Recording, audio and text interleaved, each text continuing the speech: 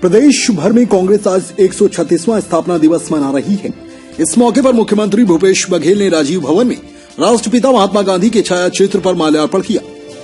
कार्यकर्ताओं को संबोधित करते हुए उन्होंने कहा कि देश की सेवा में कांग्रेस पार्टी सदैव आगे रही है। त्याग और बलिदान हमारी विचारधारा रही है। शांति, सद्भाव और भाईचारा हमारी परंपरा है। आज स्थापना दिवस पर हम अपने विचारधारा और परंपरा को कायम रखने की शपथ लेते हैं और सेवा में सदैव तत्पर रहें। केंद्रीय मंत्री पीयूष गोयल को लिखे पत्र पर बोले कि दिसंबर माह बीत रहा है और अब तक पूरा बारदाना सप्लाई नहीं हुआ है।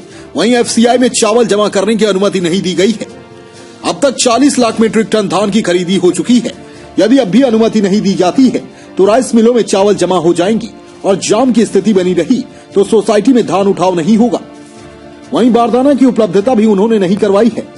1,45,000 गठान बारदाना देने की सहमति बनी थी, लेकिन अब तक केवल 1,05,000 बारदाना उपलब्ध कराया गया है।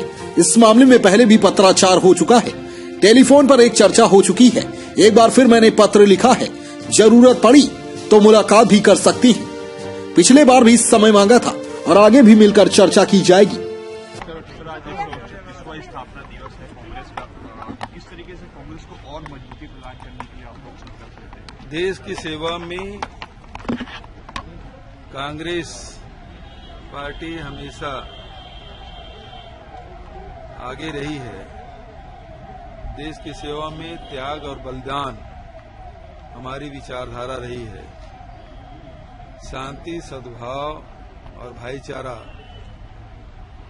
हमारी परंपरा है और कांग्रेस के 136वीं वर्षगांठ पर हम अपनी विचारधारा और परंपरा को कायम रखने की शपथ लेते हैं और देश की सेवा में हमेशा हम लोग तत्पर रहेंगे।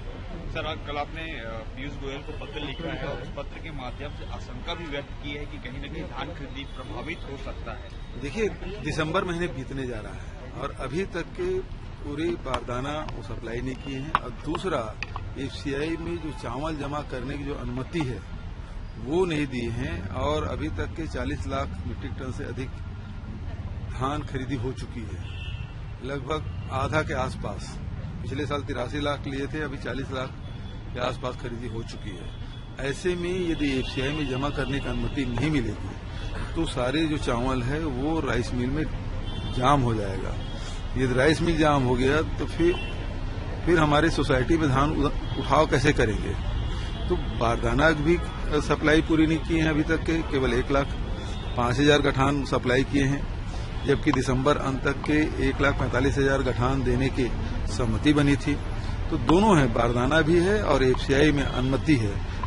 तो इस मामले में पीयूष गोयल जी से पत्राचार भी पहले भी हुआ था और टेलीफोनिक भी बात हुई थी और फिर मैंने कल पत्र लिखा। तो सर, क्या समस्या के समाधान के लिए स्वयं आप मुलाकात करेंगे पत्र के माध्यम के अलावा और कुछ? अभी तो विधानसभा सत्र चल रहा है, जरूरत पड़ी तो मुलाकात भी करेंगे, टेलीफोन से भी बात करेंगे। पिछले समय में जब मैं दिल्ली गया था तब भी उनसे समय मांगा था, क्योंकि वो दिल्ली से बाहर थे, इसका उनसे मुलाकात नहीं हुई थी, लेकिन टेलीफोन से बात हुई थी। और सर, एक लास्ट सवाल था कि आपने पत्र में लिखा था कि धान के अलावा सोयाबीन और चना का भी एमएसपी दिया जाएगा, जिसको लेकर भाजपा जो बड़ा मुद्दा बना रही है। भाजपा को तो कहने का कोई अधिकार रहता नहीं है। वो जो संकल्प लिए थे उसको तो कभी पूरा नहीं किए। आज हमको हमारे घोषणा पत्र की याद दिला रहे हैं।